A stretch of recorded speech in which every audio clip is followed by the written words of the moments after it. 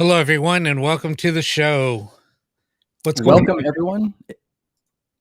Wednesday, as planned, we're here. We did promise you that. We promised you every Wednesday night. We didn't promise anything else, so keep that in mind. Yeah. Even though this morning I didn't know if I was going to be able to make it on. I woke up with like a major earache. It woke me up and major migraine. So it was weird. That never happens to me. But anyway, whatever. We're here. About 10 o'clock, I started feeling better. Well, I'm glad you're feeling better. Yeah, migraines are the worst. I'm sure anyone who's had one or gets them chronically, I feel terrible if you have that condition because migraines are just the worst. Yeah. And I'm glad you're here. Yeah. Well, welcome everyone, the ITC and Paranormal Podcast. Welcome to our international listeners. We are live from Los Angeles, California, streaming to liveparanormal.com and their social media affiliates, and they are affiliated with the Parawakening and our social media affiliates. Hey, Sylvia, welcome. Hey, Ben. Hey, Sean. My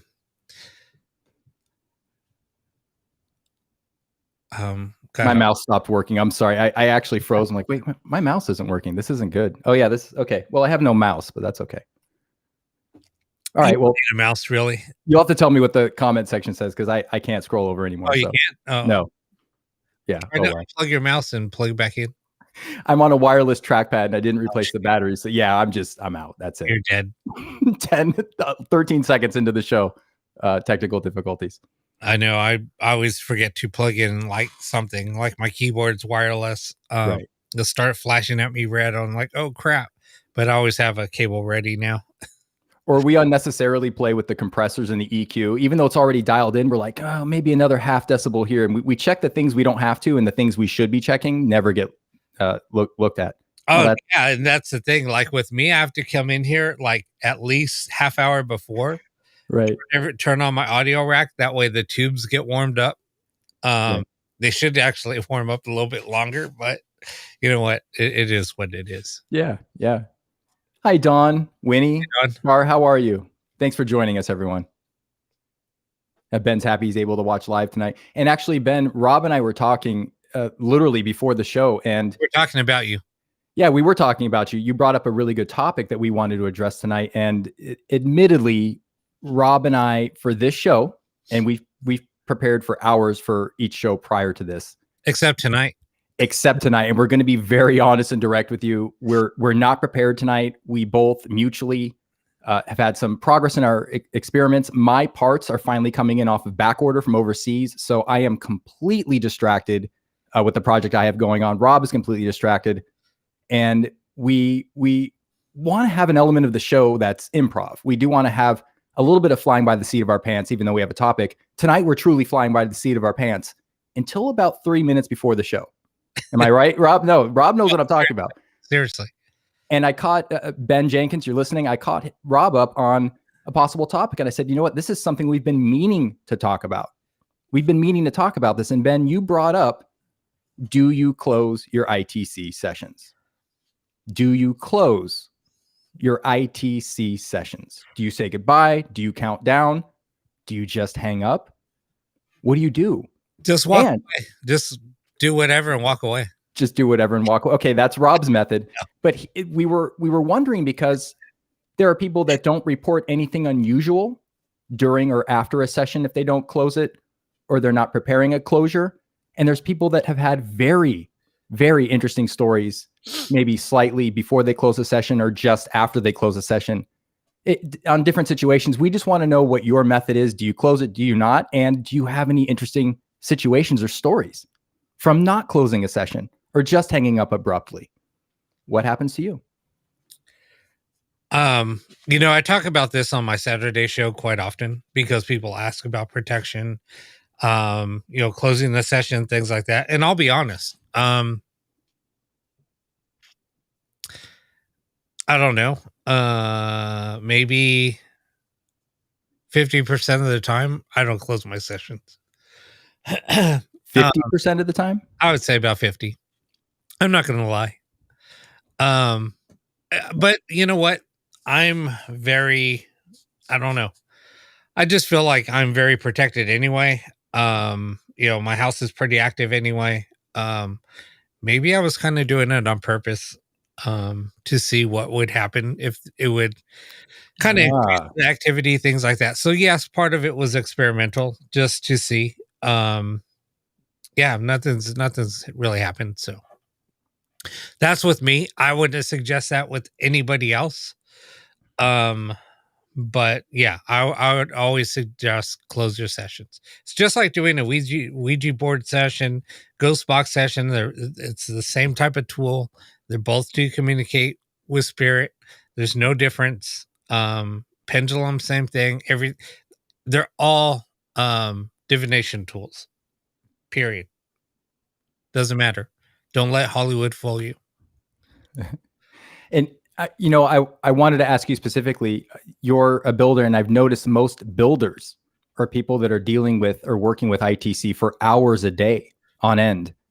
I've noticed a lot of them don't particularly have a method for closing their sessions, partially because they're turning a device on, they're testing it, and they're turning it off. They're turning it on, they're turning it off. So I don't know, is there an almost universal understanding that a lot of the builders don't deal with a lot of the, I don't want to say drama or stories that you hear about from people who aren't builders?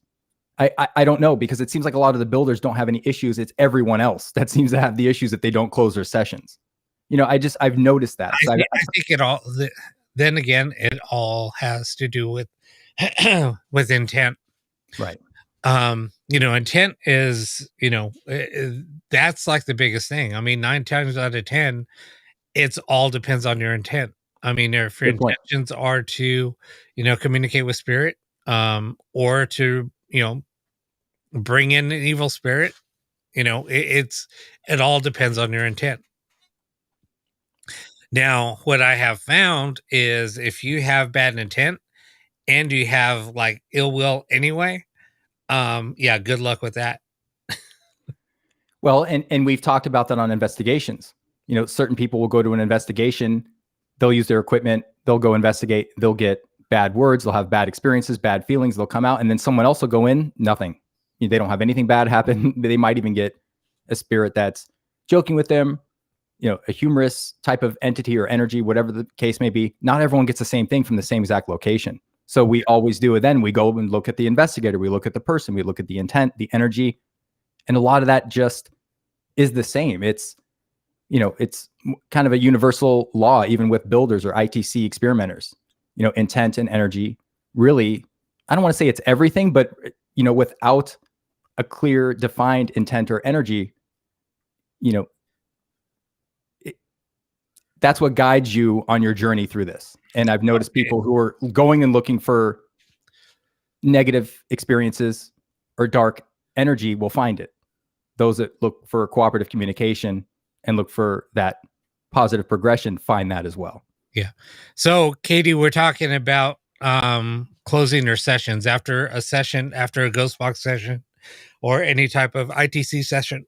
How do people close their end the session or close the session, or how do people go about doing that? And that's why we're bringing up intent. And we've noticed even with experimentation and different equipment that so much depends on the operator. And in fact, one of our guests from the last show, Eric Van Leer, and when he investigates, we've talked about this, Rob, he uses a 12587, which is, has been nicknamed the Holy Grail of the Radio Shack radios. But the 12587 is his go-to, and he gets incredible communication out of that. Phrases, full sentences. You've witnessed it. I've witnessed it. Hundreds of people who have investigated with him have witnessed it. And yet there are people that can use one of the, maybe best ghost boxes in the world, and they don't get anything. And we always tell people, bond with your box, build that energy, build that contact field. So much, again, goes back to the operator. We keep going back to the operator. It doesn't matter what I build over here. Doesn't matter what type of amplification I use or what radio. It doesn't matter. It may work for me, it may not work for someone else. So I always second guess the technology, and it is necessary to an extent to help, but is it really the primary focus of ITC? Yeah. Well, I mean, but it's not only the intent with, doing ITC sessions, it's also doing an investigation. I mean, it's with anything. with during That's right, Katie. investigations, I've seen I've been around some people that, and I'm not going to name any names, but there's, somebody that I used to investigate with a lot. And anytime that person was there, somebody would pull me aside and said, "Why is he here? I am not going in. I'm leaving." And just because of that intent. Um, and I see that happen during a lot of investigations that I have been on. I mean, whether it's public, more so on public investigations, even though people say, and then the funny thing is, there's people that are so hypocritical because they're like, when we're getting ready to start, like doing an investigation or something, especially if it's like I was invited to go out on a public investigation, there'll be certain people there that said, you know what, here's the ground rules. No, um, there's no provoking, there's no this, there's no that. And when there's nothing happening, what happens? All the rules go out the window and people start provoking. And I just laugh at it because I'm like, yeah, go ahead and provoke. I mean, 9 times out of 10, nothing's going to happen anyway. Right. Well, I mean, what would happen if, my neighbor next door, I just knocked on the door and he opened the door and I barged in and started, mad dogging him and calling him names. He'd kind of just stare at me and go like, what? Do I engage this guy or call the police? So I feel like it's the same way when you go investigate a public place. You barge in there and you start provoking, and it's just kind of like, well, what are we going to do with this guy? So no, I don't know how often that works, and you have more experience with that, but I just kind of feel some of the same rules that are on Earth apply in other situations as well. Respect. yeah, Be no, kind. exactly. No, and that's the other thing, Ben. You know what? I've always said that about my own place. I usually tell people, don't investigate your own location. You have to live there. And you really don't even have to investigate your own place. I mean, you're going to know what happens there. You're going to recognize a lot of things. Spirit's going to they're going to respect you. They will kind of push you in the beginning once you start experiencing certain things. That's when you start setting the ground rules. And then you'll kind of notice they'll start pushing you and pushing you, and just to see, they're like a kid. They'll try to push you to see how far what they can get away with. And then, but once you start being, you know, um, you start setting those ground rules, you're firm with those ground rules, you just start showing, and then you just show, look, and you show that you're serious on what the ground rules are. They'll respect that, and then they'll be like, okay, because I mean, you have to think they were living beings at one time, and it's like you're sharing the same space. And if you mention that, look, we're both living in the same space, we have to respect each other. And then once you set those ground rules, everything's fine. Yeah. Attitude and approach really are everything. And those are just consistent practices, no matter what you're doing in life, even dealing with ITC or whoever we're communicating with. Will be very general, as I always say. But those are just, general rules. I know, Rob, even when the investigation I've been on with you, that everyone was very respectful and kind at all times, except for obviously, when there's activity going on, I think people's, anxiety raises and everyone's on guard. But for the most part, everyone's just, kind of grateful to be in the place that they're in and even investigate there, and then kind of take that approach from there and move forward with more of a respectful and humble attitude. Yeah. Hey, Julie, Sylvia's here, Carl, Vitrina.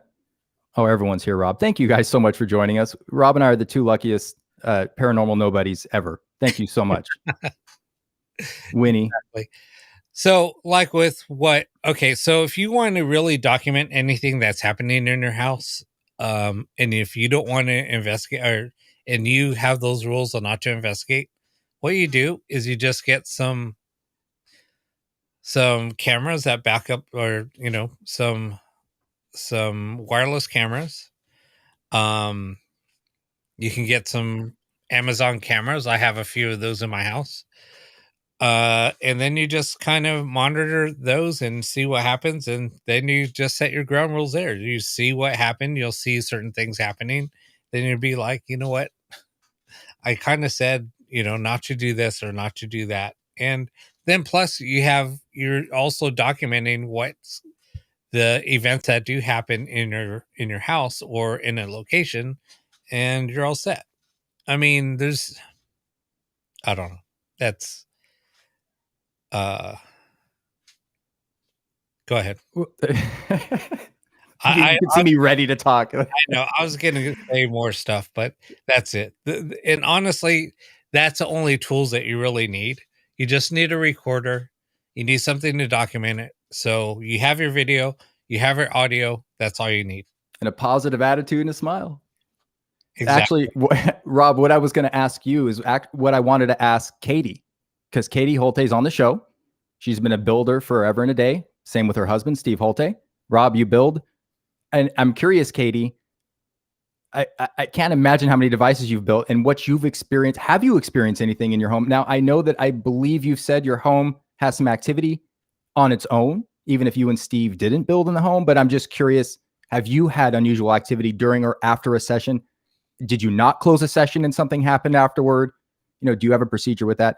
I don't know how long it'll take you to type, or even if you want to answer that, maybe you'll just ignore me. But at what I'd like to know, though, is the builders, what have you experienced? Because you're constantly dealing with this, probably 10 times more than maybe some of us researchers or experimenters, because you're constantly building. Rob, I know your home has activity on its own, even prior to you building there. And then now you're building there. So everything just compounded. Oh, Katie says, yes, way too much. I have never closed a session. Well, I understand that, though, because you're constantly turning things off and on and testing equipment. I can't imagine what that would be like to constantly open and close a session every time you just wanted to test a circuit or test something, whatever it may be. Yeah, Katie listens for functionality. Right. So, and that again goes back to the operator, because you are listening for functionality, because you are testing the equipment. Is there some type of understanding that, forgive me for being so general here, but they leave you alone, or, you're focusing mentally on testing and you're not aware of, or maybe you can't receive some other type of experience that some other people are getting when they don't close their sessions? Yeah. Thank you for chiming in, Katie. I'm reading your comments. Thank you. Yeah, it's I don't know. I mean, there's just a lot of different ways to, like I said, to document things. But like you said, and I was going to say that too. I mean, when you're building something and you're doing so many tests, I mean, that's why I said I'll close my sessions, maybe 1 out of 5 times. I mean, if I had a long session during a show and something and there was a lot of activity, whatever, I'll close that session. But you're powering things on, you're powering things off, you're powering things on, you're powering things off, and as soon as you power it off anyway, you didn't close the session. So you'd be like, oops, and try to close the session then? It's already too late. No, right. It's like hanging up the phone on someone here on Earth. I guess you could call back and say, I'm so sorry, I didn't mean to hang up on you. But, I don't, right. I mean, I think if your intention and your heart and your energy, I'm being very flowery right now, but understand what I'm trying to say. If you mean well, I think that would be understood by them, or whoever we're speaking to. I think that, it's not like you're cussing in anger and turning off the radio or your device or something. There's an understanding there, I think. Quality of character, I think, would be understood. Rob, I don't know if you're reading the comments. Carl says, I got thrown across a room once. I was going to comment about that. What, Carl, are you okay? I mean, I don't think I've been thrown across the room by a human in real life. Have I? I don't think so. I don't think so. Deb, thank you for joining us. Petey's here. Hey, Petey. Carl says no, but they get peed off when you don't help. Well, even if you try, I could go into a whole nother subject, with that. There's lots of things that will piss off a spirit. And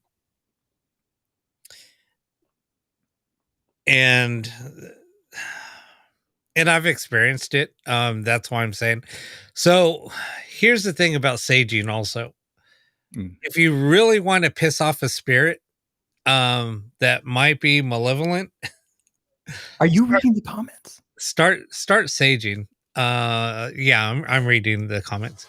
Start saging and see what happens, and give it a good hour after. See what happens. I've seen so many people, and I've got calls from so many people that had a group of people come in. They came in, saged the house, and then blessed the house, and then left. Maybe half hour later, whatever. And then I got calls from the client that an hour later, 2 hours later, hysterical, saying I needed to come over and help him out right then and there. And I was like, there's no way I can't go out there right now.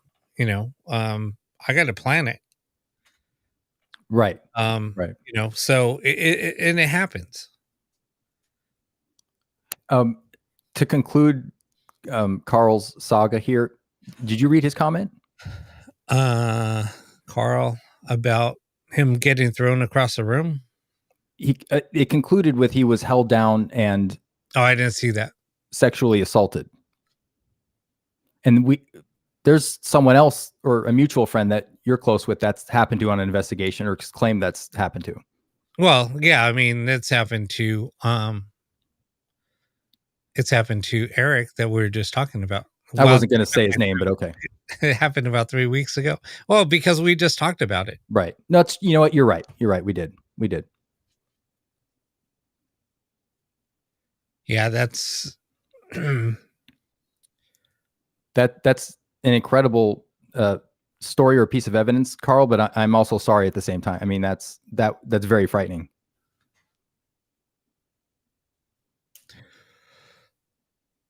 Wow, that's crazy. You know what? With all the sessions and research I've done in my home, I've never saged my home. I've never, ever had a negative experience in my home or anything I would even remotely relate to a session. I've probably closed my session 98% of the times.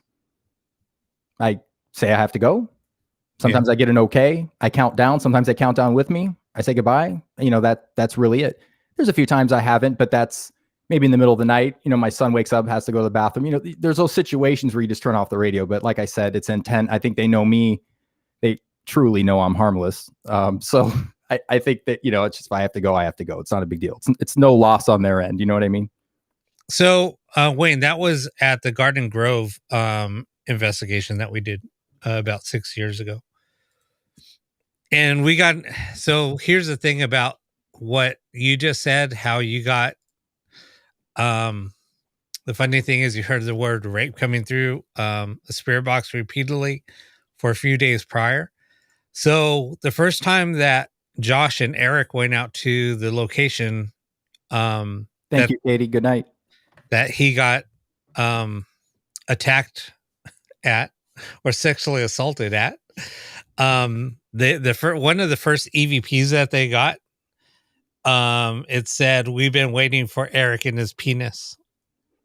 Yeah, it did. And I think the clip is, I know Eric has it. I have it somewhere, but that came through the Holte hack number 5, the 12587. That was AM.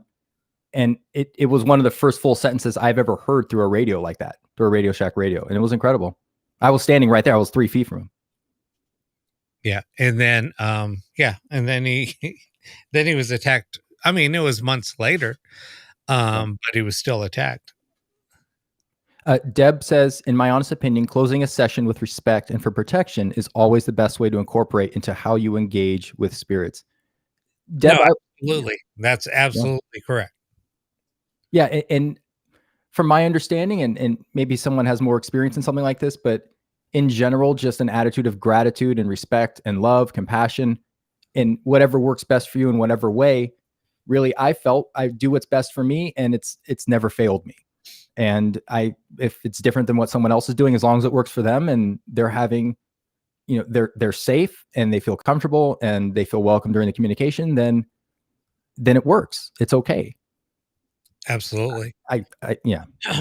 I mean, everybody has their own, their own beliefs, their own religious beliefs. And, some people say a prayer. Some people surround themselves with white light. Some people do a mantra before, or a ritual.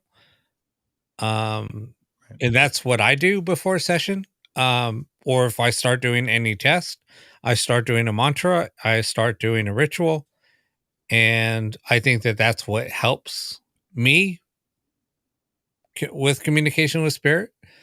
Um, I don't know, but that's just what I do. Everybody's different. Well, now, I mean, we're 25 minutes into the show, and Carl, first of all, you've had a very interesting experience, and I appreciate you trusting the group and our family here, sharing that. And I'm very sorry for that. Thank you for sharing that. That is an incredible experience, though. Just objectively, that's just incredible evidence of ITC. Not ITC, but the paranormal.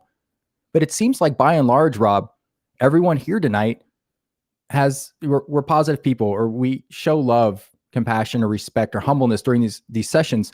So let's all talk about this.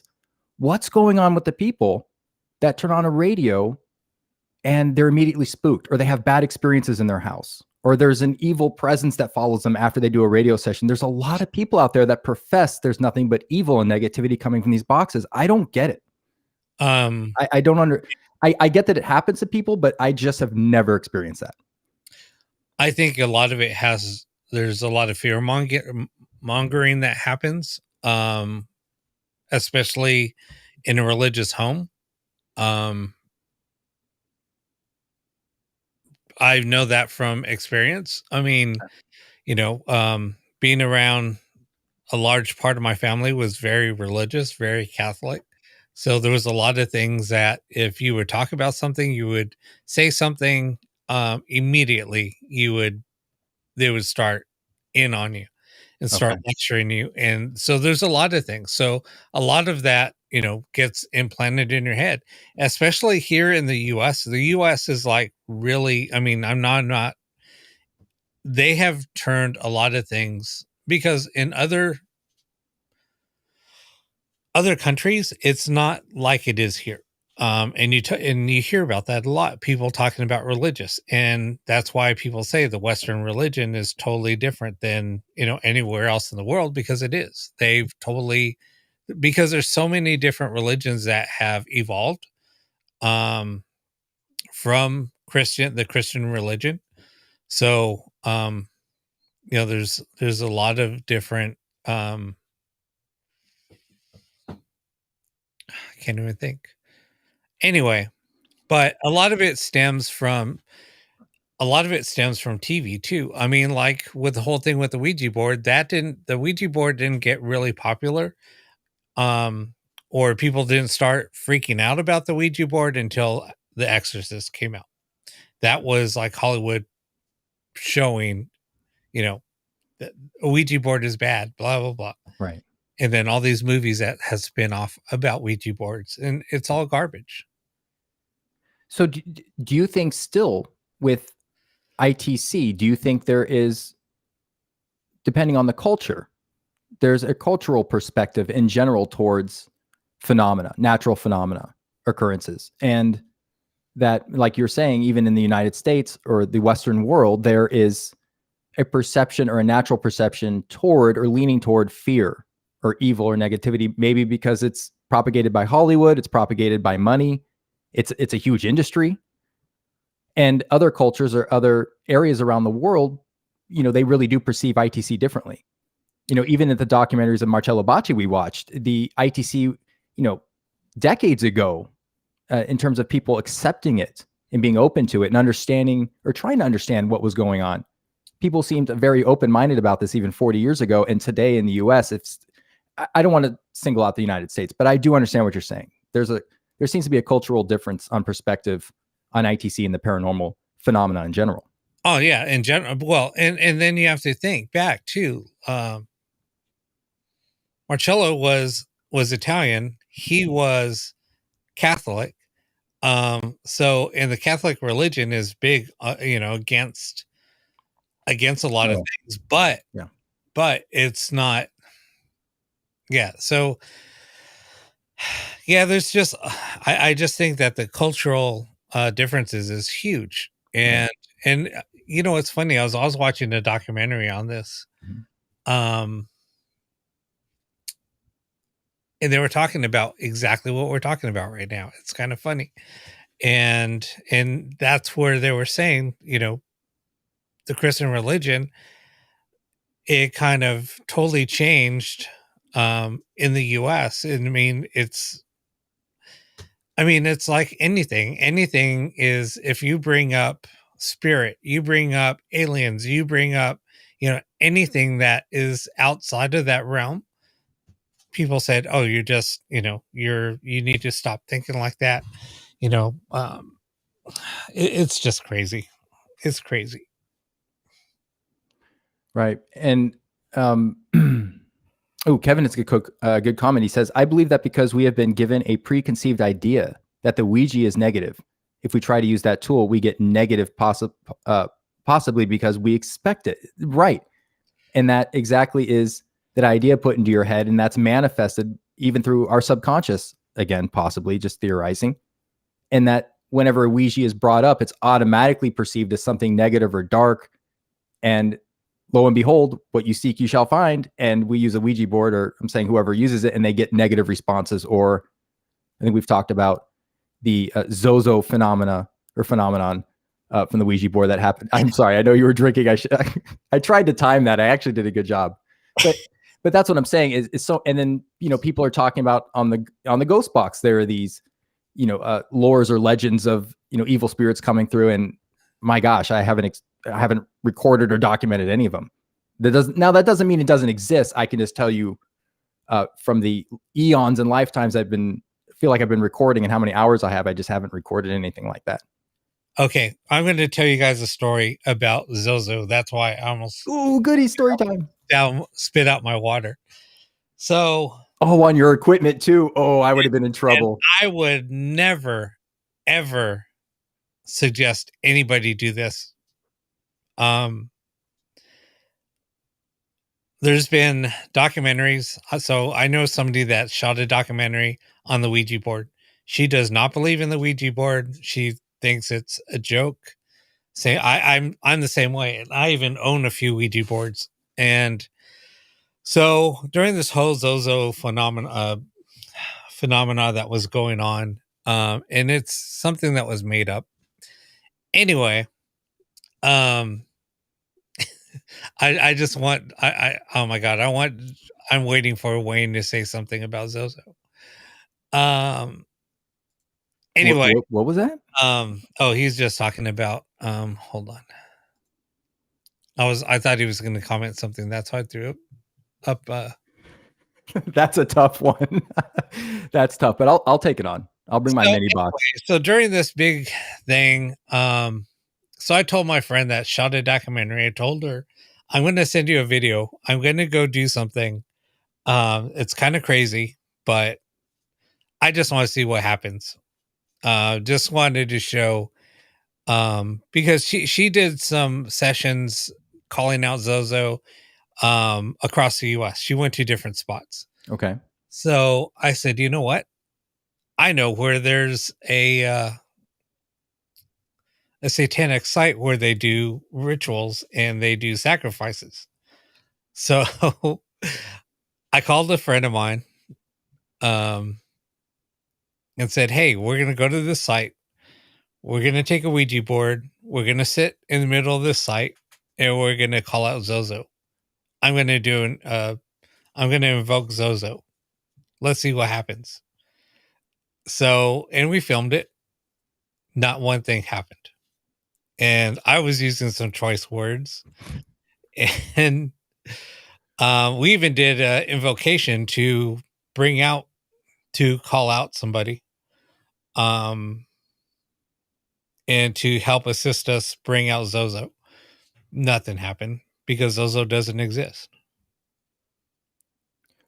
So truly, this was made up. I mean, in terms of finding an origination or an originator or a source of this, we know this was made up. It was made up.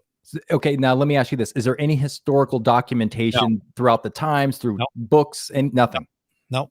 So if you look back at demons, if you're into demonology or if you study demons, the hierarchy of demons, Okay.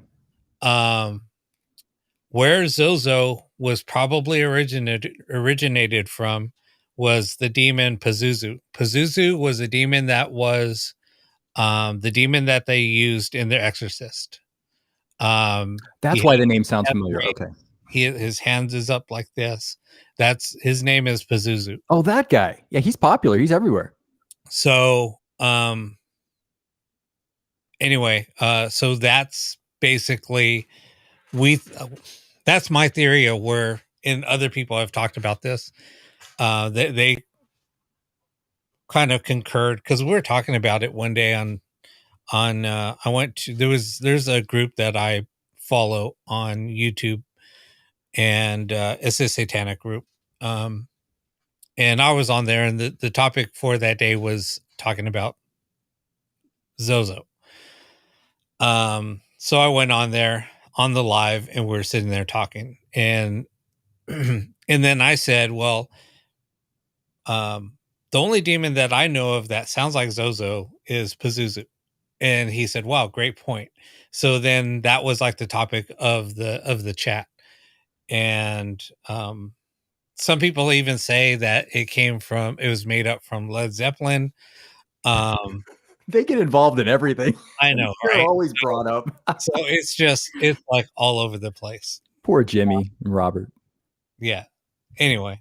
So now let me ask you this.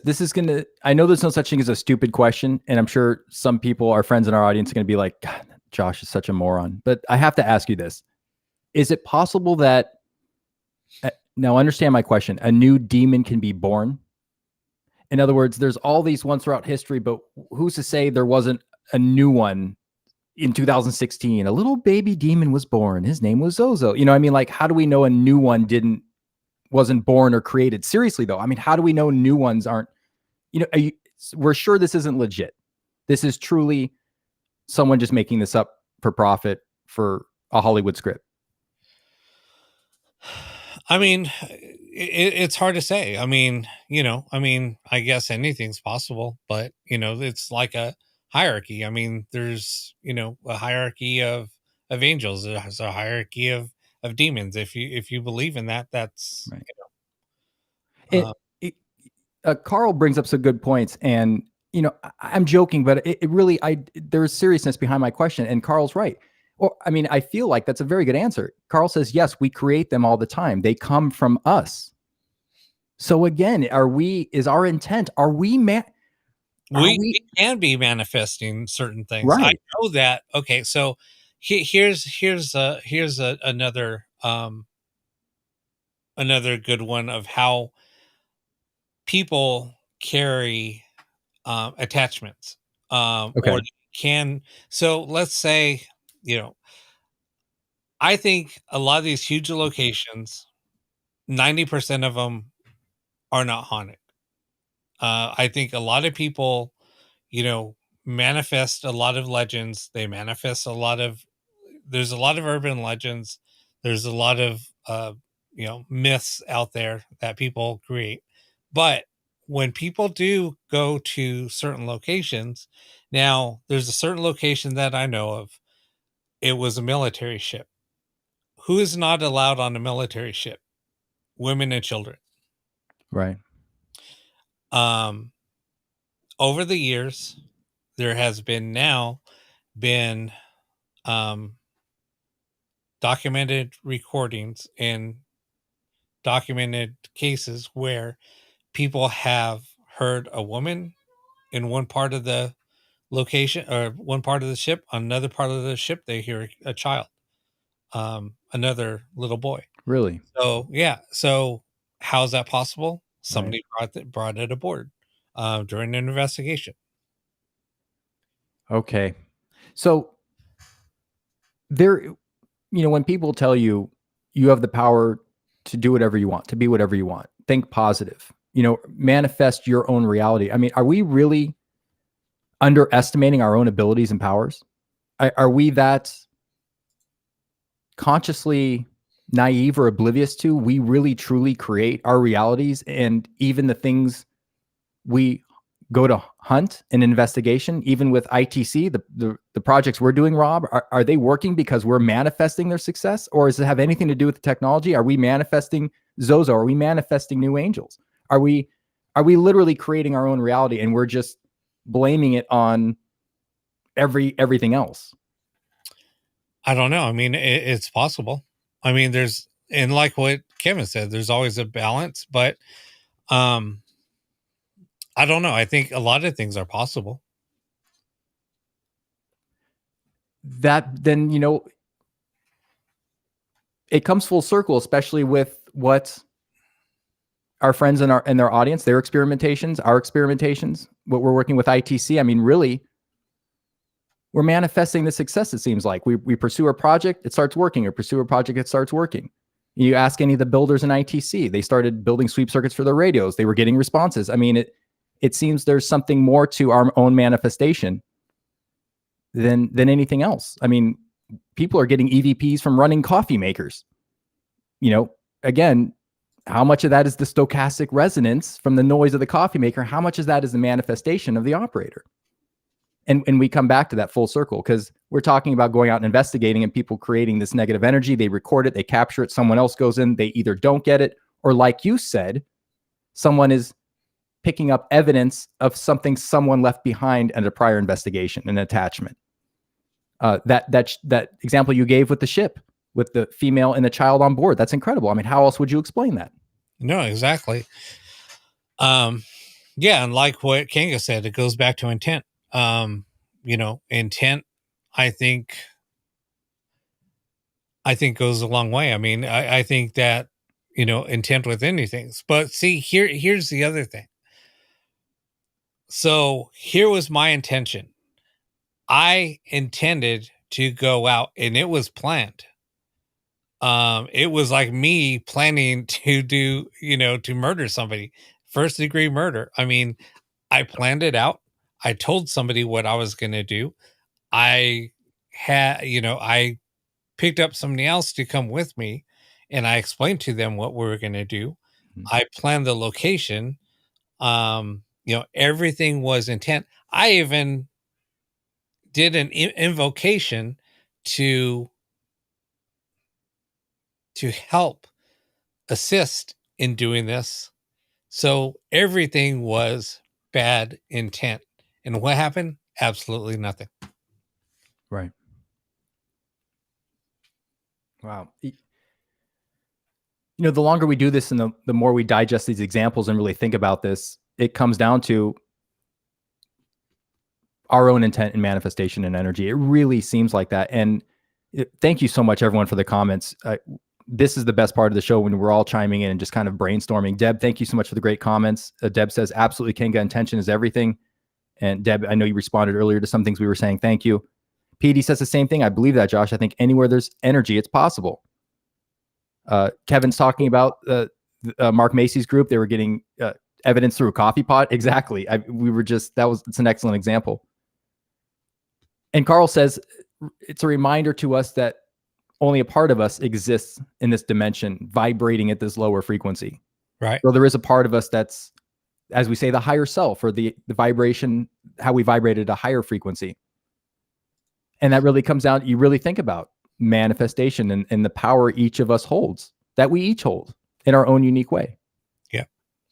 But see that, and this here, oh, wow, Mr. Poe, right. What we're talking about, is, yes, I mean, we've talked about that, and that's what led me to doing some of the things that I'm doing now. I started playing around with audio frequency of different types, not only what I'm playing with now. I mean, it started off with white noise, using a sleep machine. I was experimenting with different sounds, like waves, with wind and snow. there was a lot of different white noise Mhm. files that I was using. When I got down to the waves, I started getting voices coming through, and there was a lot of communication coming through, and they were even waking me up, calling me by name. Um, so I said, okay, so if this works, then I'm going to try a couple other things. So and then I started moving to different types of frequency, low, low frequency, high frequency, and everything in between. So I started experimenting with that, and then voices were still coming through. There was no ghost box involved. There was nothing, just the ether. Right. Um, and that's kind of where I got me to where what we're doing now with the experiment that we're doing now. We're doing different things with it, and um, Well, there's an infinite combination of frequency and noise to combine. I mean, you could test the rest of your life and never even scratch the surface. I mean, there's really that much. But aren't we finding out that as long as there's energy and frequency, that's all that's needed? How many times have we been asked, what's the magic frequency? It's everything. It's everything and nothing at the same time. It seems like it's almost, there's so much of their free will that works. And yes, I know that's not magic fairy dust. There's this, there is, I believe, some type of scientific aspect to this, especially when it enters our dimension. And like Mr. Poe says, someone was banging on metal pipes and using that as a carrier wave. So in our dimension, we do need pressure. There has to be some type of pressure, like sound pressure level, even light or visuals. When you do video ITC or picture ITC, light still leaves a pressure or an imprint. It still does. So we still need an impact into our dimension, but it does seem like, almost anything can be a carrier wave. And I don't want to overgeneralize here, but it seems like there's no limitation. And it seems like, Rob, I can speak to my project and your project, it's going to work. Why? Because we're manifesting success. I have not thought once it's not going to work. And so far it's working. I don't even know that it should. Maybe it will only work because I'm manifesting that, or I'm bringing that will to life, or that energy. Maybe what I'm designing is junk, but because I'm manifesting this energy or this desire for it to work, it will work. I mean, I don't know. Deb, you're right. Frequency and energy. You're right.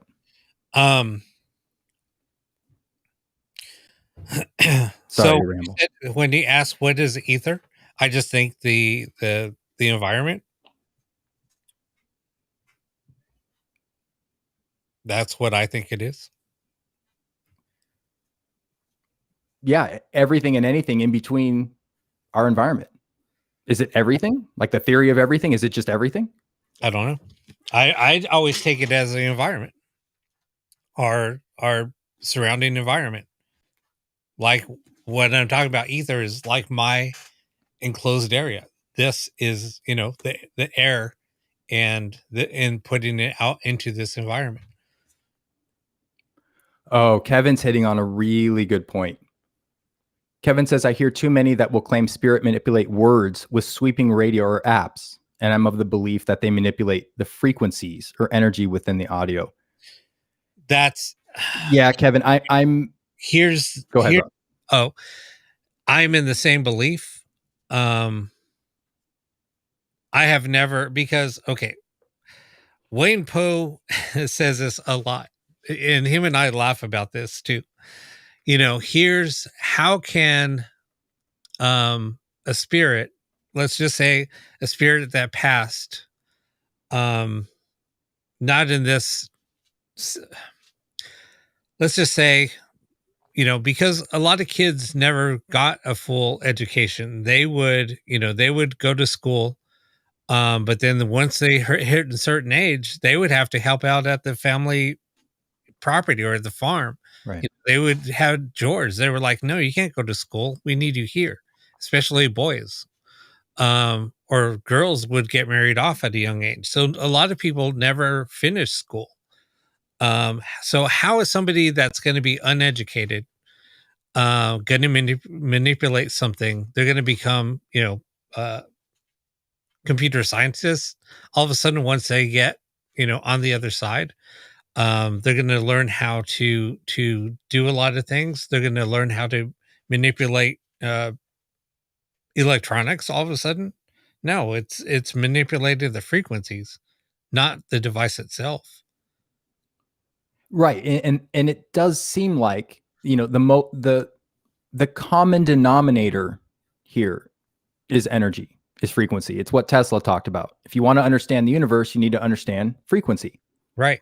It's all frequency. And, I can't prove anything, but I can't tell you how many times I've documented that the EM spectrum, or, we talk about radio, is a carrier for frequency because the frequency is available in all dimensions. Again, I can't prove this. Please understand, I'm just telling you I've documented this, but it does make you think that if it's available to every being, interdimensional being, whatever dimension they're in, and frequency is available, and they can send that between dimensions, then that is the common denominator that we all share.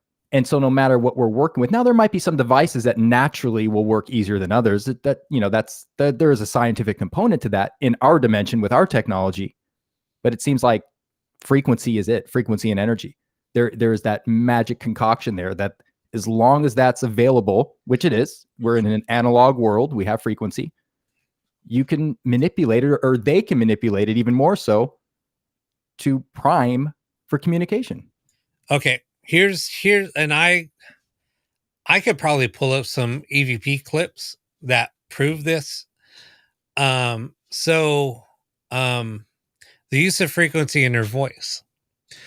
So have you ever heard an EVP?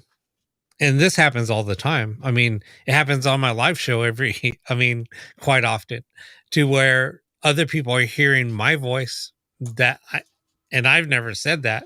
And people are like, wait, they just said that in your voice, Rob. Right. But so here's something that has happened during an investigation. So we're on an investigation, and something crazy happened. It was pretty wild, where the client came home. Well, one of the client's husband came home. He ran out to go get their daughter some food, and we're doing kind of like we're doing kind of a ritual at the house. When he pulled up to the house, when this was going on, he said his house was dark. And he said, I've never seen my house look like this. And he's driving up to his own property. So all the lights in the house were on, and he said the house was pitch black. Not one light was shining through the window. And when he walked in, so he was like, why is the house so dark? When he pulled up, he's like, what the hell's going on? Why is it so dark? And as soon as he walked into the house was bright. Everything was lit up. And he said, why wasn't there light coming through the windows that didn't have any curtains on them? So anyway, I was recording our session, and we're in a circle, and and I told everybody, whatever we do, do not break the circle. And all of a sudden I heard like a loud bang. So I looked at my recorder, and I saw the light on my recorder go off. So immediately I started to break the circle. Everybody's like, no, we can't break the circle. They grabbed onto my hands, and I'm like, we got to record this. We have to document it. And then all of a sudden, there was a loud scream in the middle of the circle. And then all of a sudden, when that scream happened, there was a candle lit, and the candle flame, literally, I kid you not, it went up about 6 feet. Wow. And then all of a sudden it went down to almost out. And then it said, then all of a sudden it just said, I forget what it said exactly, but it said something, and it let out another scream. And then all of a sudden it just was like a ball of light was just like lit up. And then we're like, what the hell was that? And then it was like the whole house felt totally different. And so the person that was standing next to me. He reached down to grab his recorder, and then when he stood up, he said, "Was that the funniest thing that you ever heard?" And started laughing. So then as soon as that happened, my recorder started, the light went back on and it started recording. And then they were like, how did the recorder just start up again? I was like, I don't know. So I said, wait, let me see a recorder. So I played back that when that happened, and where he laughed, his laugh went to him saying, "Now get out." And I'm like, how can your voice, and it was in his voice, how can your voice go from like a long laugh immediately to say, "Now get out," without taking a breath? I'm like, that's physically impossible. Are you suggesting they accessed his vocal cords like a read access memory, RAM? I don't know, but I mean, I've seen it happen quite a bit. I mean, I've seen it. I have at least 10 EVPs where that has happened. Wow. And you know, I've captured something along, not exactly in that situation at all, but I have captured my voice being reused several times in radio-based sessions and in EVPs when I'm not saying anything.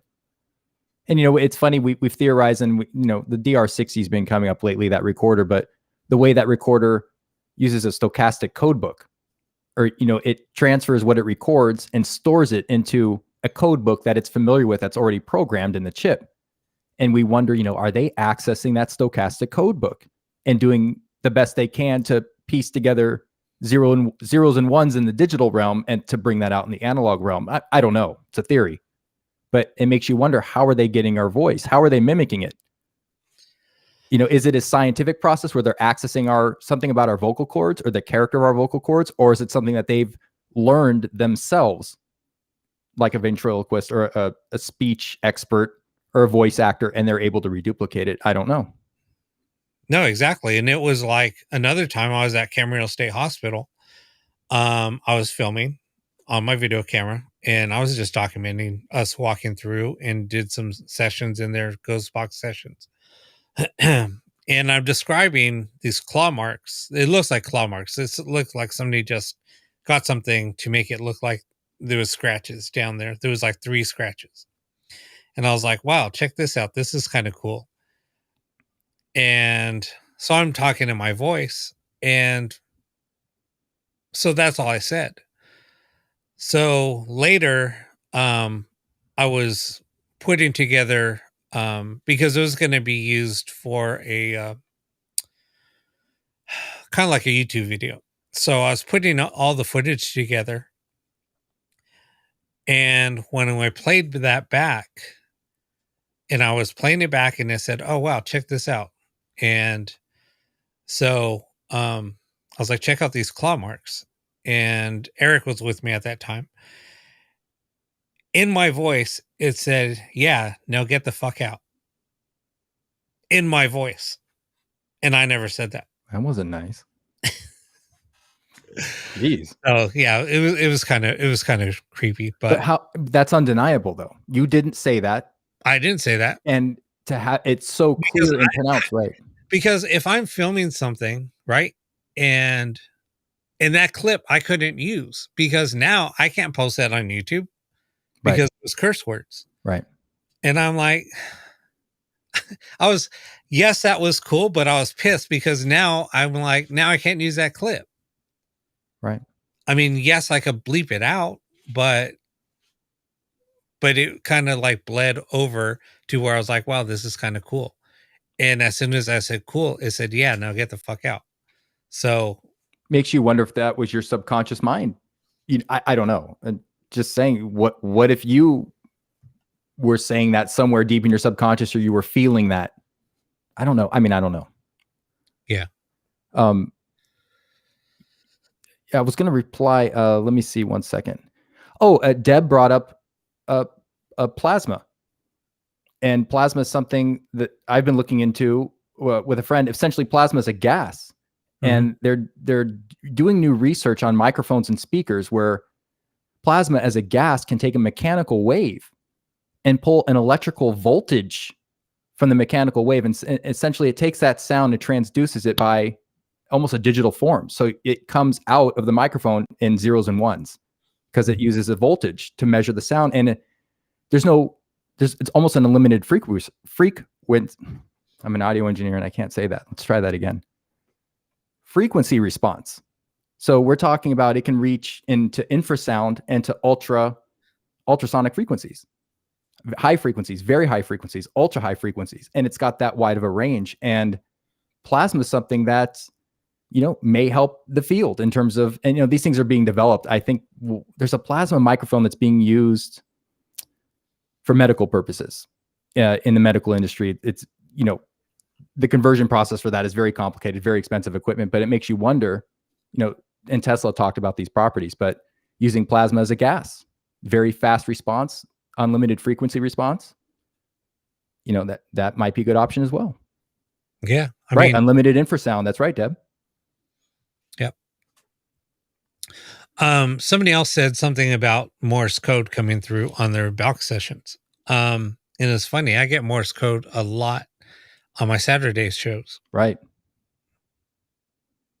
Yeah. And I haven't received Morse code, Rob, but I think I've told you many times in a lot of my radio sessions, they'll test things with me, or they'll send me like a staccato sine wave, beep, beep, beep. They'll say testing beforehand. They'll send it and they'll say, did you hear it? Yeah. I never get anything after it. There's never really any progress after it. I don't, that's it. But I've gotten that a lot. They've tested different sounds with me. Some of them have echo, some of them have reverb. Like they're like dotted eighth notes, dotted 16th notes, quarter notes. Nothing comes of it though, at least for me. That's kind of the end of it. But yeah, we get Morse code a lot of different types of communication that I don't believe are picked up from, stray reception or, radio waves. I don't think it's coming from a naval base in San Diego or anything like that. Right. Or it wouldn't be, not on AM or FM. Yeah. I mean, there's just so much, to frequency. I mean, God, I mean, there's so much. This is a huge topic. And I mean, I love this topic because, I like working with different frequencies and that's why I do it so much. Some people don't like it because it gives them a headache. I don't know. That could be why I had a major migraine last night. Because I've been doing that, been playing around with so many different frequencies. And last night before I went to bed, I started listening to some different frequencies that were really, it hurt listening to it. Right. But anyway. Yeah, I've so funny how you asked that. I was just watching some of her clips last night. Yeah, we know her, yeah. I wouldn't be surprised at all. That's what she says. She was claiming on that in a video I was watching of hers last night. Yeah, I mean, and you know what? Let's think about the times we're living in. It's I can't believe, well, and I think it was timed well, but our United States government basically came forward and said, yeah, there's stuff flying around. We don't know what's going on. So we're there with that. There's that. And with ITC, we've noticed, and at least in our group, or at least I've noticed with Rob being my closest example, in terms of the communication kind of stepping up a notch, or in general, something's changed. We've all noticed something's different in our own way. Even in my basic communication, I'm not getting what Rob's getting, but even my communication has changed. Things feel different. And I feel like ITC in so many ways, we hit this boiling point where everyone said, it's stagnant. There's nothing really going on. And then all of a sudden, all these things are happening. Sonia's working with Tesla, or she's claiming Tesla's coming through. Rob and so many others are getting this amazing higher level communication. We're going, are you getting this? Are you getting this at the same time? What's going on here? So it does seem like there's an escalation, or more of I feel like a hurriedness almost in some way, that there's communication is coming through more, not only more, what's the word I'm trying to say, Rob? Not proficiency. it seems like there's more communication and the quality of it is improved. Mm-hmm. And people that have been putting a lot of time and years and work and energy into this are all of a sudden noticing now, if there was, I don't want to say a flat line in evidence or in what they could work on, things are starting to pick up a little bit again. That's what I feel. That's my perception. But I wouldn't be surprised if Sonia is working with Tesla or that there's that connection. There's other people that are claiming, and I believe are having communication with other entities that are working on this communication. And Deb, you know what's funny was I was just talking to Josh about this. Yes.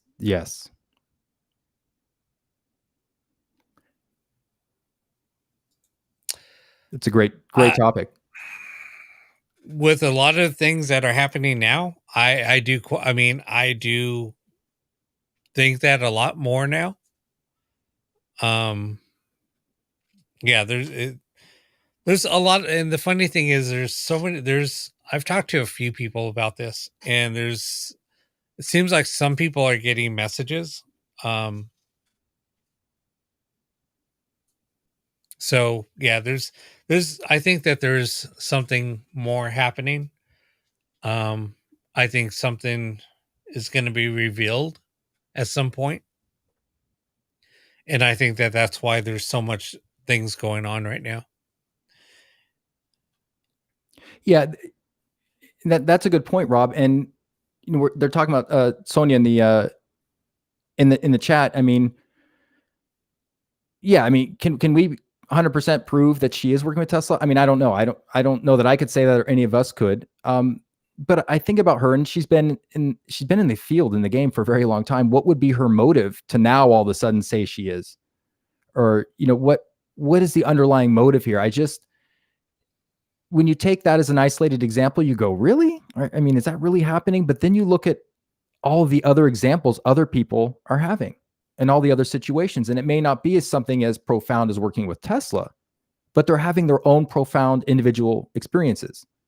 We each are. I can speak for myself. My experiences or my communication has escalated. And I don't even know that it's we talk about manifestation, but it may be something that's just picking up overall, or maybe it's whatever's going on with Rob and those experiments in our Saturday group sessions is rubbing off on me. I don't know. But, I wouldn't, I have an open mind to it. If she says she's working with Tesla, I'd like to check it out. I mean, I have an open mind to it. I know other people that are in the field that aren't public that are getting incredible results. And I know that they have no motive other than just to say, this is what's happening, and I don't know what to make of it. I don't know if that's been made, Kevin, but not to sound out there. And I know by me saying this, it might make me sound crazy, but a lot of the things that I am doing, I've been getting messages on how to do it, and what to use. And that's part of why I'm pushing this so hard. And that's why I don't get a lot of sleep, because I'm woken up and it's always like around 4:30, 3:30, 2:30. It's always like at the 30 mark. And I get messages, and the next day I'll try a few things of what I was told. I've even got up 5:00 in the morning, come out here and started working on a couple of things. So it's crazy. And the only person, I did tell Josh this when it was happening. So yeah, I'm giving a lot of messages and how do you execute it. Right. And you were communicating with me when those things were happening. And I know your motives. I know your heart. I know your intention. I know it's genuine, and I know it's real. And that's when I look at an example of, she's communicating with Tesla. Again, you isolate that and you go, is that really happening? But then I look at my own experiences, the communication I'm getting, the communication you're getting. Is it really that crazy? I mean, are we really that far off? Isn't that the next natural progression? Is maybe to have someone in history like Tesla who understood frequency from his core. He was born with this gift of just intelligence and creativity. is it really that hard to believe that someone like Sonia, who's been working on this for so long, would make connection with him and he might say, do this or do that? I mean, why are we going to say that's crazy, but what's going on individually with our own communication is not crazy. So I want to look at that objectively. And I really, I'm open to that. I definitely think that that's a real possibility. Needing 2 resistors for equipment. If it's the textbook definition of a resistor, I mean, I don't, that's really broad, right, Rob, in general, in terms of electronics and circuitry. I mean, resistors you're talking about controlling voltage and electric flow. So I don't know. I mean, that's very general. So I'd have to know if there's any more specifics to that. Right. I mean, I don't know if that really makes sense. Like a brand resistor or I think maybe she was, it could have been misinterpreting the message. Right. Because trust me, when you get the messages, they're very encoded. They're speaking in code. So might get a word here, a word there, because like what Josh and I were saying, maybe they're not allowed to give us the full information. Like tell us how to do it. We have to put the pieces of the puzzle together. Well, Rob, we've talked about this. And in my early days of ITC and doing this before I'm just going to say matured, I asked the tough questions. I think we all have. What's it like on the other side? Again, assuming that's who we were communicating with. Why can't you tell us everything? And over the years, and speaking with other colleagues and documenting this, it seems like in this universe or this dimension, we're just not meant to know all of the answers. Yeah. And there seems to be some type of consensus that when we move to a higher frequency and leave this lower frequency meat flesh packet behind, whatever this is, that we are then realigned with the higher knowledge. And we kind of go, oh, that's how we're communicating with people on Earth. It's so easy. It's so simple. But in this dimension and in this life, like Rob said, we're meant to put the certain mysteries that are here, and we have to put the puzzle pieces together. And I'm actually glad it's like that. I mean, what would be the point of living as a human and knowing everything? What would be the point? Yeah. So I appreciate this mystery, this ongoing puzzle of ITC. I really do. I mean, I love the mystery. I love the journey. Guys, if we woke up tomorrow and found the answers to how this works, what would we do? What? Cut my toenails, drink coffee, and turn on the TV? I mean, what would we do? The greatest mysteries of life would be over. I mean, I'm grateful for this mystery. Read what he just said. This is scary. Well, not sure if resistors, but he told her needing 2 something or other. Scary. And how? What did I tell you? There's 2 components that needed to be used together for this to work. Oh, what I told you? Do I say that out loud? No. Okay. But I'm just saying that's scary that you said that. Now I understand what you're saying. Okay. Now I understand. Because there was a message that I got, and there was 2 pieces of information that needed to be used. You need to contact her for this to work. And once I started implementing 2 different components, I started getting voices. So maybe this show tonight was supposed to happen. Kevin was supposed to bring that up for me to nag you to contact her and say, I think I know what those 2 pieces are. How do we know that? How do we know? Yeah. And it's funny because Kevin, I mean, I'm telling you guys, like, I'm getting these weird messages and they're telling me you have to do this and you have to do that. If you do these 2 things and bring them together, it's going to bring you results. So that's what that's what I'm experimenting with. I'm getting closer and closer, but I'm still having to try to figure out the pieces of the puzzle. And I just realized I'm wasting my time with my project then. And if that's the case, oh my God, Rob, am I wasting my time? No, I mean, because you might be led to do something, Right. It's I'm just here to kick you in the butt to keep going. I think that's my sole role here. And they're keeping me distracted with these projects off the side that aren't going to really make a difference. But they're like, no, just keep going on that. Yeah. Oh, that's funny. That's too funny. Yeah. So And since this whole project has started, I think I average 3.5 hours sleep a night. Seriously, maybe 4. Right. And that's just it. You're not, I don't know that you've slept since July.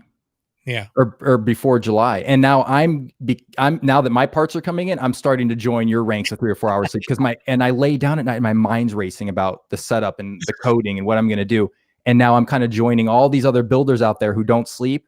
I'm like, oh, this is why you guys don't sleep. And now I'm not sleeping. So yeah, you haven't slept in a very long time. Yeah. That's So true. Deb, let me ask you something. Did you watch the live show the other day? The test that I was watching, was this the same Deb that was watching? I didn't see it. I was gone. There was a Deb. In fact, I think it was Kanga that heard Deb and he typed it out in the comment section, I believe, if I'm remembering correctly. And we were hearing the name Deb come through, and then Deb joined, minutes later, which was very unusual. Yeah, Deb says, Kevin, we are all conduits. Exactly. Yes, Deb says yes. Yeah, Deb, we heard your name prior to you joining the session. It was very interesting, and it's actually documented on YouTube in the live chat. So it's right there, time-stamped. You can see it. But we knew you were coming, or we heard your name. You're very popular. Yeah, Kanga says, yeah, see, I was watching and I remember that. We heard Deb, and I believe it was a few times.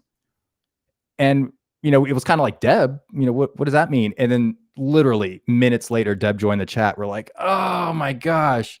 I mean, how do you explain that? I don't know. That's weird. I think you were getting snacks at Target. That might have been the day you went to Target for some deals. Yep, I did I had to go to Target. Yeah, that was weird because I heard about it. I was checking in with with Josh when I was out, and then he told me about he told me about what happened with your name being said before you came on during that session. That was crazy. Yeah, Rob was at Target. We're working with higher level communication that's very special, and we need to be very grateful for it. Rob's like, I'm out of here. I'm going to Target. Like, okay. Well, so here's the thing. So I didn't want to be around. This was part of the experiment. So we wanted to try an experiment with me not being around. So just to see if the operator, if taking the operator away from the environment would have any impact on that. So we tried it, and I guess the experiment worked. But was I really away from it? My thought was there. Then again, so there's the intent. So was I trying to control it while I was away? I mean, it's a thought. Right. And you were gone. Your thought was with the project. I was texting you. As you adjust frequency and noise and different parameters, I was, letting you know what everyone, the whole group was saying. I can hear the voices better in this one. I can't hear them, trying to adjust things and find some type of balance. And your thought was there. And really, that, are you really away from anything at any time? As long as your thought is there. They say, like, I forgot what movie is it. The movie Interstellar, where the point of the movie was love, permeates or moves through all dimensions. It's everywhere at all times. And why, when someone dies, do we still love them or still feel a connection with them, even though they're gone, they're dead, their physical body is gone? And is that the thought or the energy or the love that always exists? So even though you're at Target, checking the grams of sugar between one granola box and the other, we're still getting communication through the experiment, meaningful communication. and you're still even subconsciously attached to this experiment, and it still worked. So I don't know, but it still seemed to work. I don't know if it would have worked better if you were there. It's possible, but Well, I mean, I've been running these experiments more and more, just live at a whim, just to see what would happen. Yes, I'm not really paying attention. I just actually, you know what I've been doing, just so I won't pay attention, is I just turn the sound down, and I'm actually working. So, it's crazy. Yeah, Deb. I mean, I don't know if you were meant to come into this also. It's all possible. yeah. Everybody's all, this whole group, as well as the Sunday group or Saturday group, is a pretty tight knit group. I know, like tonight, we're just rambling.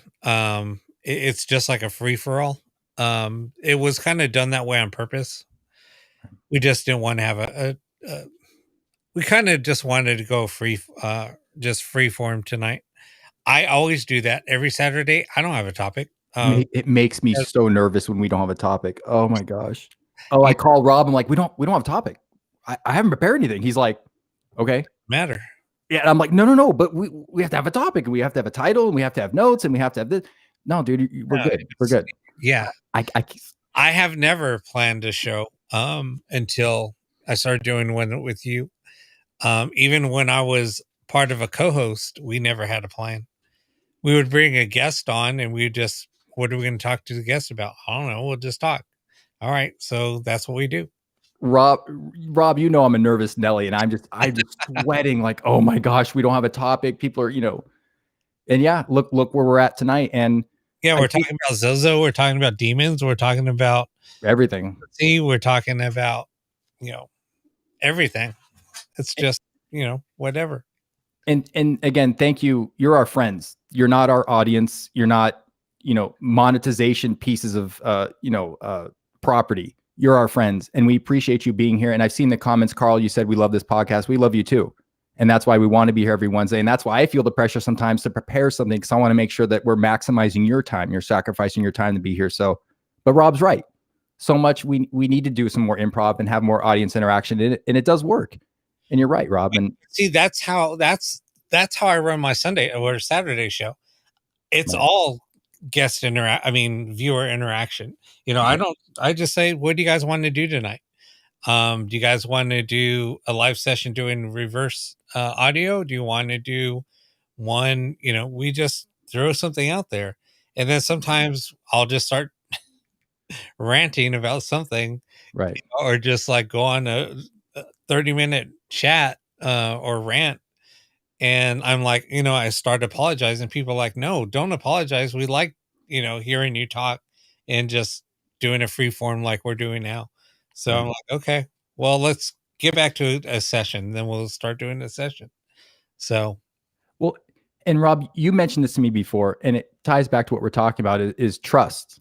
And that's absolutely it. I use the word faith, not in a religious sense. I was raised religious. I'm very spiritual, but faith in the sense of believe the show will be okay. And like Kevin said, spirit will lead the show.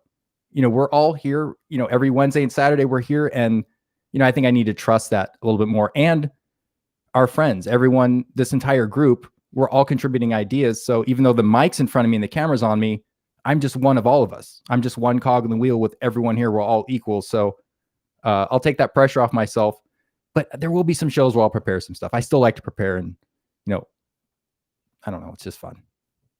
It is fun. Sometimes. Oh, Ben's got a great question. Deb, I'm pretty much socially non-existent, but we'll figure something out. If you want to contact me or message me, we'll make that happen. Ben, why do you think you are getting so emotional during the use of the box? Did I read? Oh, it's because scrolling and I missed the line. I apologize. Ben says, why do you think you are getting so emotional during the use of the box? It's not weak. I think what Ben's saying is the emotion that's coming from using that. Is that directed to you? To Rob, to you. You see my new box? I think that's, yes. And in fact, the prototype that we've built, or I'm sorry, you built, but I still don't know. Even just talking about it, I get emotional. I don't know. I mean, but today, how many live sessions did I do today, or test sessions? 2? 3. 3. Three today? I think. Maybe 3. 2 or 3. I know I did one yesterday. Right. I did one yesterday and I did 3 today. So, Right. I don't, honestly, I just think I think it's just with the messages that I've been receiving. There's like a strong emotional connection. And I just think, honestly, when I start using it, this is 100% truth. And, anytime I start using it, I get freaked out. I'm not going to lie. I kind of get a little scared. Just because of the messages that I've received. And I put this box together like, okay, whatever. Yeah, you know what? The thought came, and then I talked to Josh, and it just came together. And then once I started talking about it, and I just think it just, I know I'm rambling right now, but I'm just trying to gather my thoughts and try to figure out a rational thought of why it makes me emotional. But I think that there's just a lot of things that come into play. But like I said, I think the biggest part of it is it freaks me out, and it kind of scares me a little bit, to be honest. Just because these messages came to me, I'm doing what these messages said, and I'm getting results, and that freaks me out. The emotion I picked up from you, Rob, and I'm not a psychic, I'm not a medium. I'm just being very real and direct with you. What I felt from you when you were getting emotional, tearing up, is it felt like, if you were a human out at sea in a rowboat and lost for 40, 50, 60 years, and you finally got to call home, or you finally got to reconnect with someone on the mainland, it's like that relief, that cry of relief. And to me, I just had this image of you were reconnecting with home, or reconnecting with our true spiritual nature. And it's almost like that cry of release or relief. Like, sometimes life can be really hard, and connecting with that higher level of communication is like that. It's like that one phone call you get after how many years on earth. You're like, oh my gosh, it's so good to talk to you again. Almost like that release, your body's releasing that. I felt like it was a good release, but it felt to me, I just had this image of you reconnecting with home, if that makes any sense. I don't know. But here's the funny thing though, with what you're saying, Carl. I can listen to that frequency that I'm playing, and I could go to sleep like a baby. I don't get scared. I can play that frequency all day long, which I have. I don't get scared, not one bit. But as soon as I put that in combination with the other thing I'm doing with that, that's when I start getting freaked out. But playing the audio file that I was told on how to put it together and where to get the file, I'm not afraid of that at all. That's the weird part. That's where it doesn't make sense.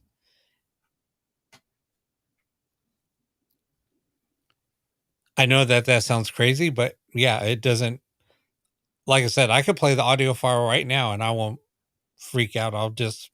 It's relaxing to me. It'll put me to sleep. Right.